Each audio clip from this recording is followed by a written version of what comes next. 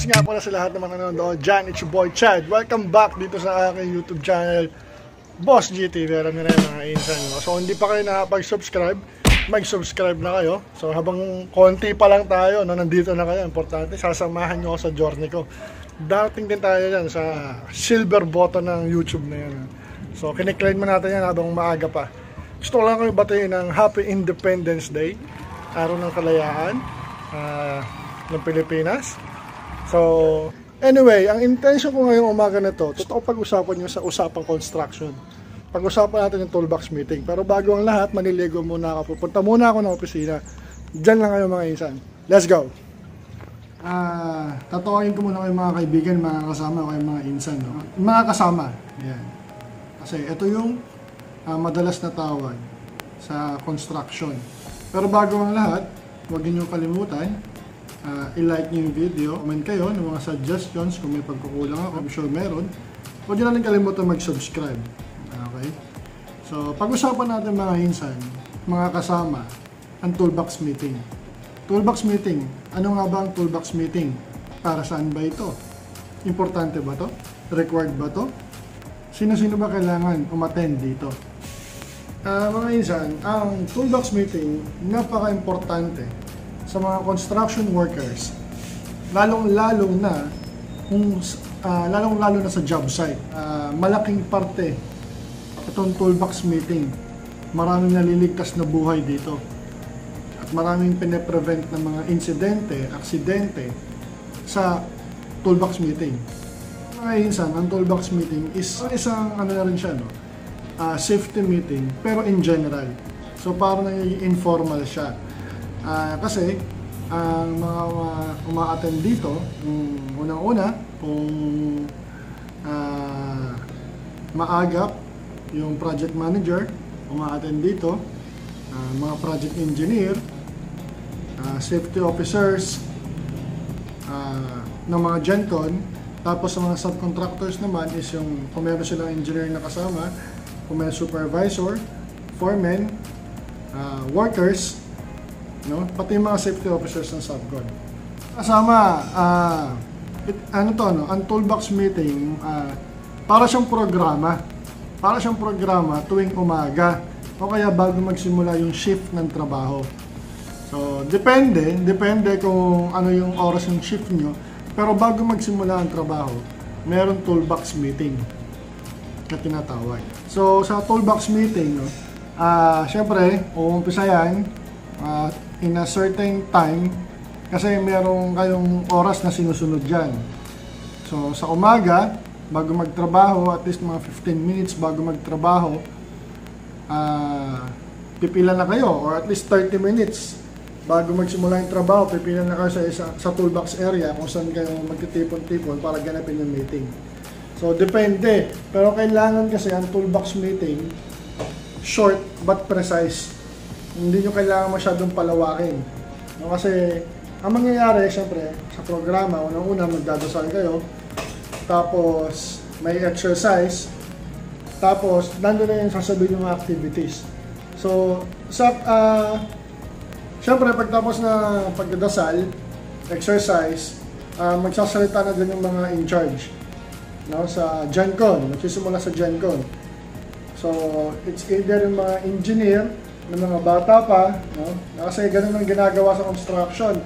Yung tinuturuan nila yung mga bata pang engineer o yung mga bagong pasok pa lang sa construction. Kumbaga yung mga, let's say, fresh grad ka, no? Gagawin ng mga senior mo, ikaw ang pagsasalita sa toolbox para masanay ka humarap sa maraming tao. Dahil pagdating ng araw, ganun din ang gagawin mo. Panigurado yan. So, kailangan mo matutunan kung paano humarap sa maraming tao. So, kung meron ka mang ano bang tawag doon? Fear of crowd, mawawala yan. Kasi kung araw-araw mo gagawin yan, masasanay ka. No? Masasanay ka humarap sa maraming tao. Okay? Maraming nangyayari sa toolbox kahit sa saglit na pagkakataon lang. Napakarami. Bilang engineer, sasabihin mo yung mga trabaho ng mga hawak mong tao. No, kasi syempre iba't ibang trade yan, merong mechanical, may civil, may electrical. So, depende sa inyo kung sino gusto nyo pagsimulain. Pero kadalasan ang nagsisimula dyan is yung civil, tapos mechanical, electrical. Depende, no? Depende kung sino. Depende kung ano yung priority ninyo sa kumpanya ninyo. So, ayun. So, syempre magsasalita yung mga engineer, sasabihin nila yung mga activities nila, tapos yung location sa job site, kung anong area sila gagalaw, kung merong heavy lifting, or cable pulling, o installation ng piping, marami. So, sasabihin nila isa-isa yung ano nila, yung activities nila. So, syempre nakikinig dapat yung mga workers kasi importante na aware din sila sa paligid nila. Kasi pagka hindi aware sila sa paligid nila, pwedeng pagsimulan yung ng aksidente, which is yung ang ayaw natin lahat. Kasi syempre, sino pa naman gusto ng aksidente, di ba?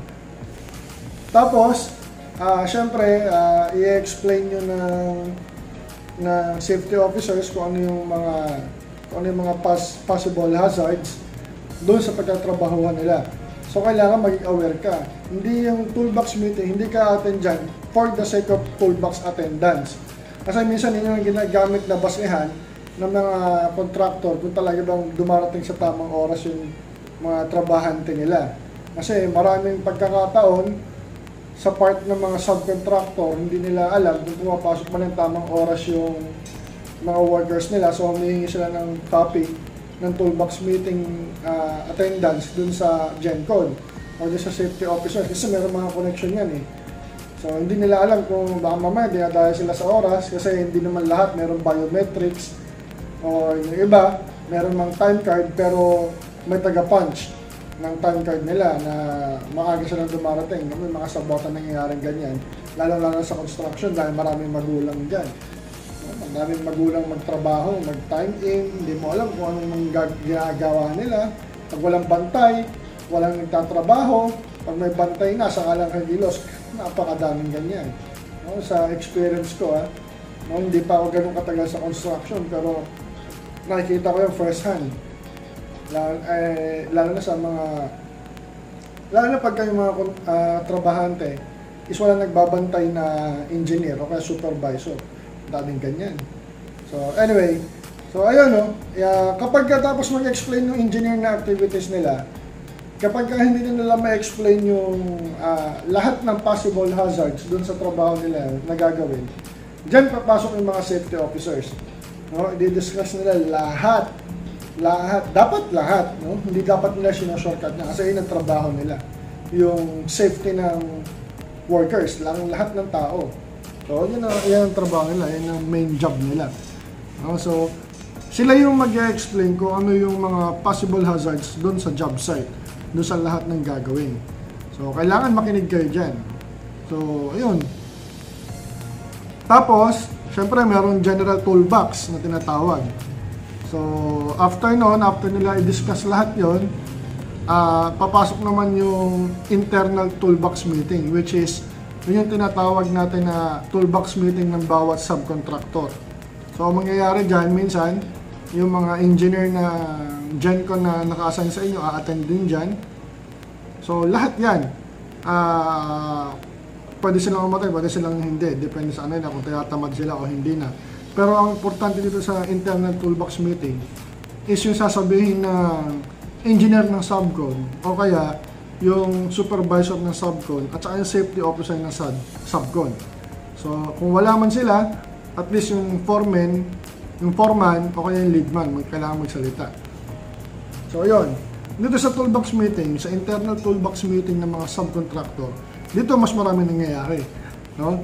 Kasi ito yung mga pagkakataon ng supervisor, ng foreman, ng leadman, ng mga safety officers na sitahin yung mga kasama nilang magulang sa trabaho. Pero dahil hindi yun ang main purpose nun, minsan sumasagi lang yun. Dito, merong mga kanya-kanyang grupo sa internal toolbox meeting. Yung supervisor, meron silang tinatalagaan ng leadman, which is yun yung mamumuno sa kada grupo. No, ayun yung i-assign niya. Ayun yung mga may potential maging supervisor pagdating ng araw dahil sa experience na matutunan nila. So, ayun. Siyempre, sasabihin nila kung ano yung activities dun sa mga leadman. Tapos, yung activities nila, sasabihin nung leadman, sasabihin naman nila dun sa mga kasama nila. It's either dun sa toolbox meeting kung mayroon pa kayong oras, o kaya habang nagpe-prepare sila, pumasok sa site. No? So, ang tip ko lang, no, para sa mga safety officer ng mga subcon, ito yung mga pagkakataon no, na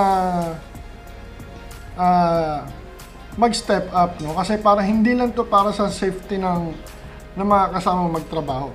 Para din sa ito. Kasi once na maging SO2 ka, tapos magkaroon ka ng experience, magiging SO3 ka, possible ka maging SO4. So, yun ang i-target mo, no? Na huwag ka lang maging safety officer ng isang subcon. Depende. Kanya-kanya naman iba-iba naman no? Pero ang target mo dapat talaga is maging safe yung mga kasama mo. Tapos para hindi ka mahirapan, i-call out mo sila. Huwag kang matakot na i-call out yung mga kasama mo. Kasi pagputok ng bola at meron nangyaring insidente dahil sa kapabayaan ng worker, kasama ka, damay ka. So ibig sabihin, wag kang magsasawa, kakapaalala mo kahit araw-araw yan. Wag kang magsasawa. Kasi kahit ulit-ulitin mo yung sabihin mo yung pag-iingat sa kanila, kung merong isa dyan na hindi sumunod sa'yo, tapos yung pa yung na-aksidente, tapos tinanong yung worker ngayon, sasabihin, wala naman kasi sinabi yung safety officer namin, pwede kang ilaglag ng mga yun, no? So, kailangan mo silang, kasi hindi mo alam kung ang pag-uugali nila. Kahit mga kasama mo yan, pwede kang baliktarin ng mga yan, hindi natin alam. So, ikaw, bilang sa pangangalaga mo sa sarili mo, para maging secure ka sa trabaho mo, kailangan mo silang pangaralan. O hindi naman pangaralan, no? Pagsabihan, araw-araw, tuwing toolbox meeting. Wag kang matatakot i-call out yung mga kasama mo sa trabaho. Malaki yung papel ng isang safety officer sa isang kumpanya, no?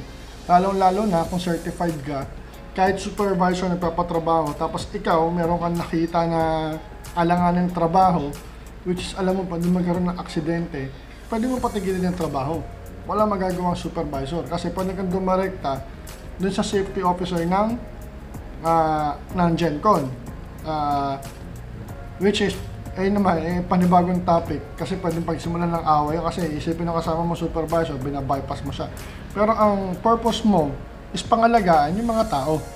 Pero sa toolbox meeting, kailangan lagi mo silang paalalahanan na syempre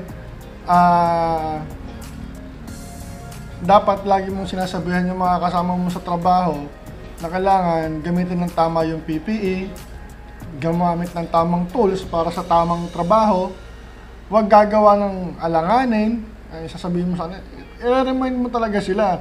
Kasi dahil araw-araw ginagawa nila yan, tapos araw-araw sila hindi na-aksidente, may pagkakataon na mararamdaman nila na safe yung ginagawa nila kahit mali. So, hindi dapat gano'n. Dapat, kailangan kung ano yung proper na trabaho, tapos yung proper tools para doon, yung wag mo kakalimutan ipaalala. At yung proper pagsuot ng PPE. Kasi napakahalagang bagay niyan sa construction. Ang daming namamatay, ang daming napuputulan ng kamay, ang daming napuputulan ng daliri, ng paa, tapos braso, may ganyan. Tapos nabibingi. Ang dami, no? Ang daming pagkakataon. Lalo na pagka nangyari is yung hindi nila pagsuot ng tamang PPE. So, bilang may concern, kailangan mo sabihin yung araw-araw. Ito bibigyan ko kayo ng tip. Kung isa kayong safety officer na hindi pa sanay magsalita sa maraming tao o magsalita sa mga kasama ninyo, bigyan ko kayo ng tip. No? Kung interesado lang kayo, unang-una, kailangan magsalita ka ng direkta sa mga kasama mo sa trabaho. Kasi importante talaga. Kailangan makakonect ka sa mga kasama mo sa trabaho pag nagsalita ka. Kailangan makakonect ka on emotional level na kailangan iparamdam mo sa kanila. Kaya mo sinasabi to, kaya mo ginagawa to kasi concern ka sa kanila. Pangalawa, maiksi lang. Di ba? Katulad sinabi ko, short but precise. Sa dami-dami na sinabi ko, hindi kailangan ganon. Kailangan on point ka kapag magsasalita ka sa kanila. Hindi mo pwedeng paligoy-ligoy ka, marami kang sanga, punta rito, punta dyan, kung saan-saan. Kailangan i-hit mo yung target ng diretso. Kung ano yung gusto mo sabihin, sabihin mo. Mabilis, precise. Kahit ano pang topic yan, kahit ano pang uri ng trabaho, kailangan precise ka magsalita. Okay? Pangatlo, kailangan may pagkakataon na i-demonstrate mo kung ano yung sinasabi mo. Okay? Kailangan mismo, ikaw mismo yung sumusunod sa mga sinasabi mo. Hindi porket ikaw safety officer, meron ka ng karapatan lumabag sa mga patakaran na gusto mong i-impose sa job site. Okay? Lead by example. Sunod, ano ba? Siyempre, kailangan lagi kang positive. No? Hindi COVID-19 positive, hindi ganun. Hindi ka positive sa drugs. Lagi kang positive. Lagi mo sila bibigyan ng point of view na dapat ganito ginagawa ko para ligtas ako, para makauwi ako sa asawa ko, sa anak ko, o sa shota ko, girlfriend ko ng ligtas, no? Para magkasama, may pagkakataon pa akong ma-enjoy yung buhay ko. No? So, ganun dapat. Kailangan laging safe yung working environment ninyo. No, kailangan ikaw magpo-provide sa kanila noon, lalo sa mindset na tinatawag natin na ang kailangan ng mindset ng tao, no, hindi yung oras ng uwian na gustong uwing-uwi na, nagmamadali na, sino-shortcut na yung trabaho. So, kailangan bibigyan mo sila ng optimistic view na kaya sila makakauwi ng bahay nila o kaya nila magagawa yung mga dapat nilang gawin pagtapos ng trabaho, kasi ligtas sila mag-isip. Not the least, minsan, kailangan mong gawin to. Kailangan mong magkwento ng mga insidente na nangyari base sa mga, alam mo yun, sa mga istorya na naririnig mo sa site. Kasi, bilang isang construction worker, bilang isang safety officer, malamang sa malamang, habang nag-training ka, sinasabi nila sa inyo yung mga istorya ng mga na-aksidente. Tapos kung ano yung mga gagawin ninyo para maiwasan yun. So somehow, kailangan mo magsabi ng story ng insidente para maramdaman nila na pag sa akin nangyari to, wala na ako, hindi na ako makapagtrabaho ng maayos. Paano naman yung pamilya ko? So kailangan mag-share ka ng storya. Kasi minsan kasi nangyayari, pagka wala nangyayari insidente, yung guard ng tao sa safety napakababa. No? Kasi ang insidente, mga kaibigan, mga kasama, napakadaling mangyari niya. Isang iglap lang, magpupukpukan ng pako, martilyo gamit mo, pagpupuk mo, patay ang kuko mo, di ba? Tapos yung may bubuhatin kang bagay na akala mo magaan lang, pagbuhat mo hindi tama yung paglift mo ng bagay, masakit sa likod. Ang daming bagay, maliliit na bagay, pero pag nagsama-sama, delikado. So, ang goal natin dito, mga kasama, kaya dapat tayo makinig sa toolbox meeting para makauwi tayo ng maayos, para makapagtrabaho pa tayo kinabukasan. Ayun kung kayo construction worker, kailangan nila maging aware kung saan merong heavy lifting or may nagtatrabaho sa taas ninyo. Kasi pero kadalasan wala namang ganun yung parallel working. Sa iglap lang yan, aksidente, nalaglagan ka ng bakal, wala, patay ka. Simple lang, toolbox meeting, pero napakalaking bagay para sa ating lahat ng tatrabaho sa construction sector. Putulin ko na yung video kasi nasabi ko naman yung gusto kong sabihin. So kung may kulang pa, kung kayo safety officer, kung may pagkukulang ako sa sinabi ko, hindi na ako i-bash. So, yun lang. So, hanggang sa muli, Boss G signing out. Peace! Ingat tayo lagi, mga kaibigan. Safety first.